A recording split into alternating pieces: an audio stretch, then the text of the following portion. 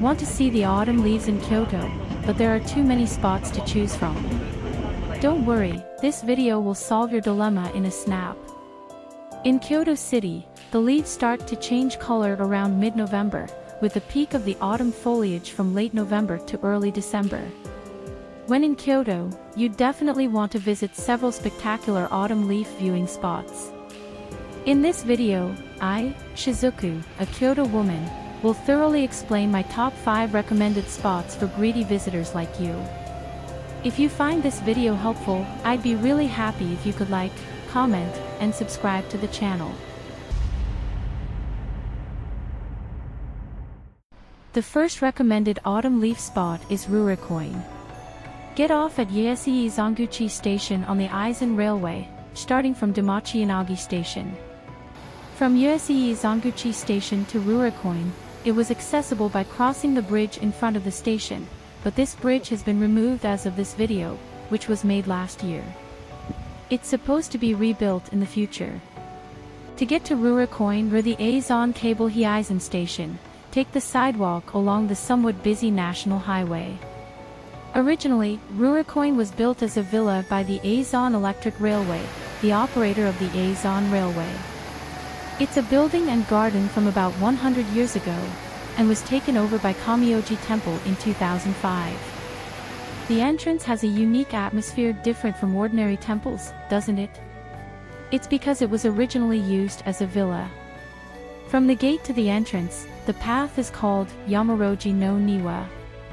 The contrast of moss, evergreens, and red leaves is uniquely beautiful, and you'll find yourself stopping here.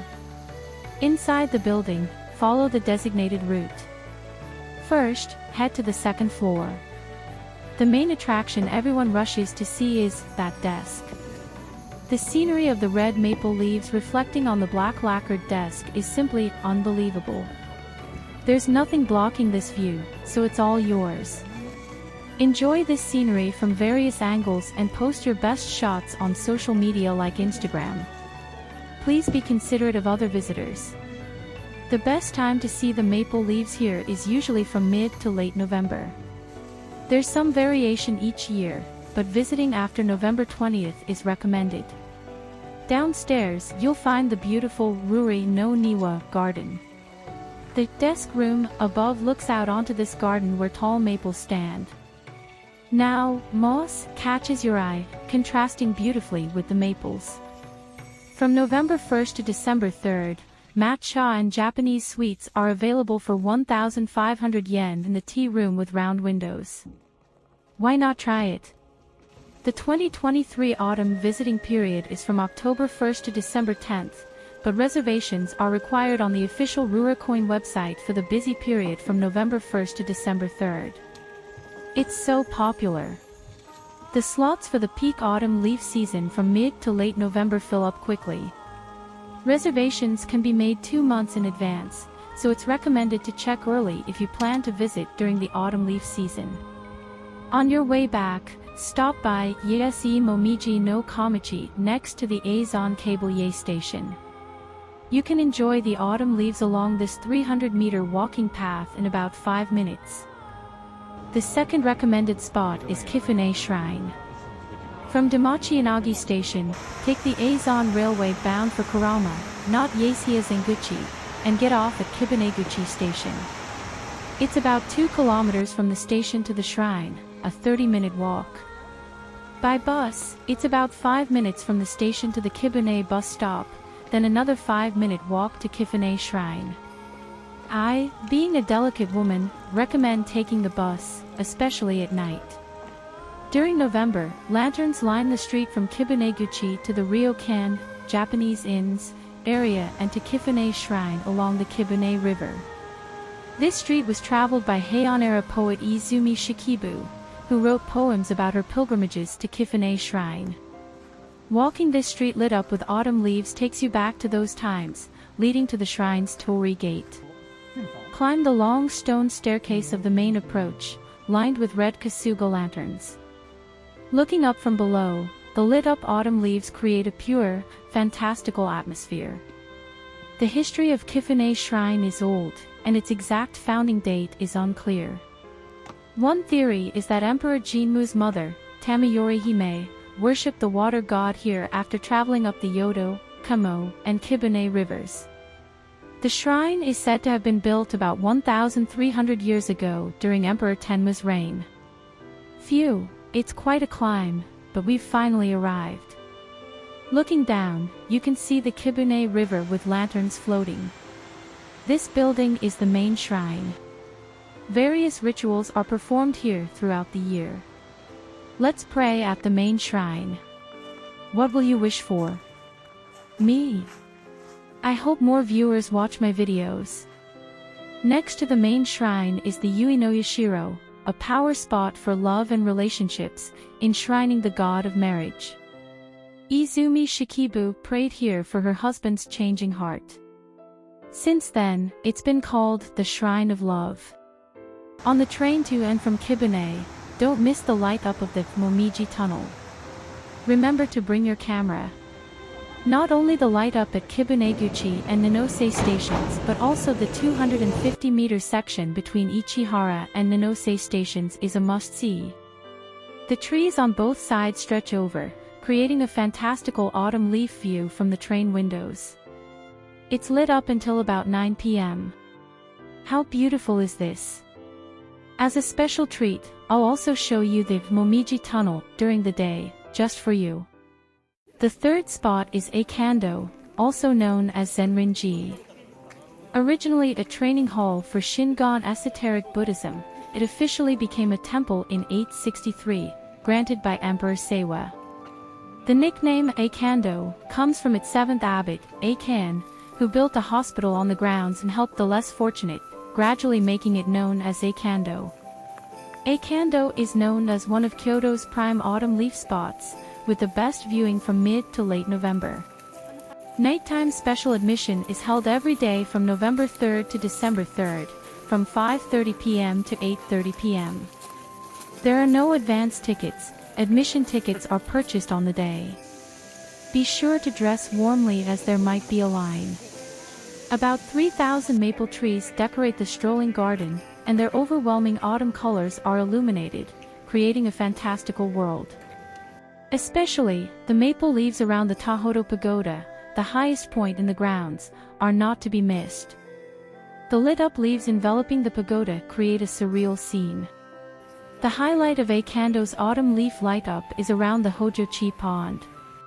The brightly colored leaves are even more striking under the lights, creating a breathtaking scene. The reflection of the leaves on the pond's surface is like a painting. Eikando gets very crowded during the autumn leaf season. It's so crowded, you might think it's vacation at Disneyland. To avoid the crowds, it's recommended to visit on weekdays.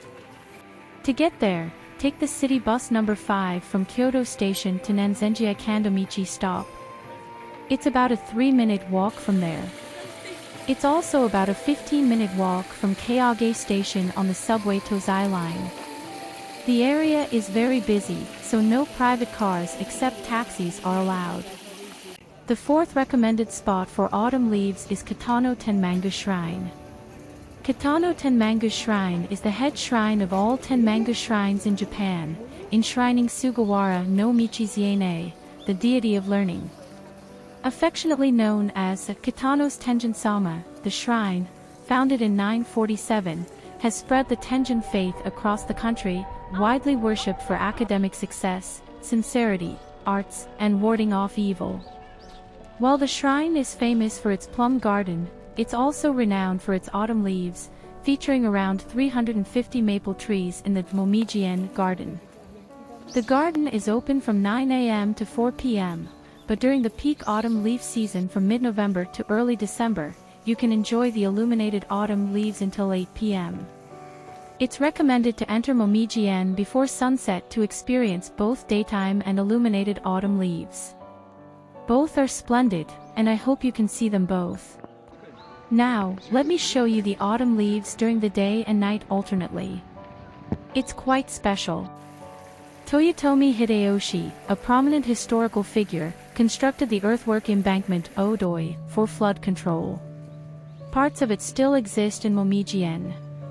Among the 10 historical sites remaining in the city, the embankment at Katano Ten Manga is said to be the closest to its original form. At the entrance of Odoi stands a 600-year-old Zelkova tree, a majestic tree that even Hideyoshi would have gazed upon, adding a sense of historical romance. Upon entering Momiji-en, you can immediately view the garden from the stage of the tea house, Baekhaken.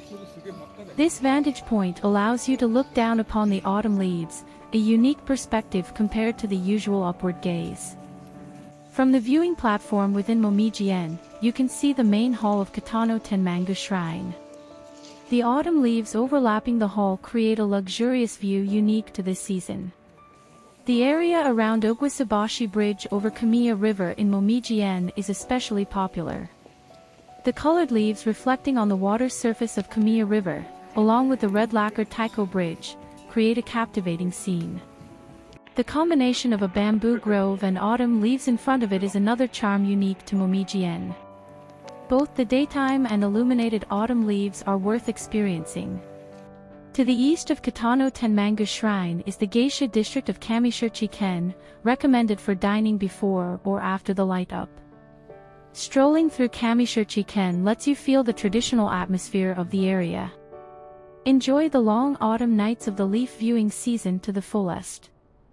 The fifth recommended spot for autumn leaves is the Kyoto Imperial Palace. Starting from exit 1 of Marutamaki Station on the subway, and passing the closest Inomaki entrance to the west, you'll find Sakaimaki Gate. Just inside and to the left is the site of the once glorious Fujiwara family, the aristocratic Kujo residence. After the Meiji Restoration, when the Kujo family relocated to Tokyo, most of the then 1,200 square meter building was demolished, leaving only the tea house and the strolling garden with Kujo Pond. This broad street leads to the Imperial Palace. Though it's large, you can still see the former emperor's residence, the Dai-ri, in the distance.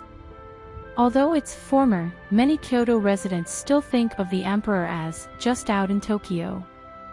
The original Imperial Palace, established by Emperor Kanmu in 794, was about 2 kilometers west of the current Kyoto Imperial Palace but was destroyed by fire. The temporary palace was set up in the mansions of nobles. Without rebuilding in the original location, the palace became the permanent residence after the unification of the northern and southern courts in 1392 and remained so for about 500 years until Emperor Meiji moved to Tokyo in 1869. The current building was reconstructed in 1855. The area around the Kyoto Imperial Palace was once lined with imperial and aristocratic mansions but fell into disrepair after the capital moved to Tokyo. However, preservation efforts led to its current status as a national park, Kyoto Gyoen, beloved by citizens and visitors. Kyoto Gyoen is actually famous for its autumn leaves. The best time to see the autumn foliage here is typically from late November to mid-December. The vast 65-hectare park is filled with various trees like maple, ginkgo, and zelkova, offering spots of stunning beauty throughout. The park is ideal for a leisurely stroll to enjoy the autumn leaves, with benches available for resting. Kyoto Gyoen, not widely known as a leaf viewing spot, allows for an uncrowded experience in a vast park. Plus, it's free of charge. On the western side of Kyoto Gyoen is Shirakumo Shrine, known for its ginkgo trees with a unique charm. The deity worshipped here is associated with music and water, and is affectionately called Gosho's Benten-san by the locals. The shrine, said to have been founded by the aristocratic Seionji family in 1224, faced the threat of abolition when the family moved to Tokyo during the Meiji era but was preserved through local efforts and reborn as Shirakumo Shrine in 1878. Let me introduce you to a local gourmet spot near the Kyoto Imperial Palace, Chikuyu Antaro Atsumori. Opposite the palace, from exit 2 of Marutamaki Station, turn left and then left again down a narrow alley to find this atmospheric restaurant. This place is not suitable for children and suitcases. With seating on the first and second floors, and steep stairs, it's best for those with mobility issues to stay on the first floor. You'll be asked whether you want warm dipped soba or cold plate soba. Except in the dead of winter, cold plate soba is recommended. First, you'll receive condiments of green onion, yam, and egg, along with soba dipping sauce. Mix the condiments and sauce well, starting from the bottom to find the hidden egg. While the pickled plum is for refreshing your mouth, I like to put it in the dipping sauce. The soba is served on 5 separate plates. Dip the soba in the prepared sauce to enjoy the delicious combination of green onion, yam, and egg. You'll quickly finish all 5 plates. Finally, add soba water to the sauce and drink it up. Delicious! When looking for lunch around the Imperial Palace, be sure to enjoy Atori Soba. Thank you for watching till the end. If you found this video helpful, please subscribe. Drop your comments below about places you'd like to see or enjoyed.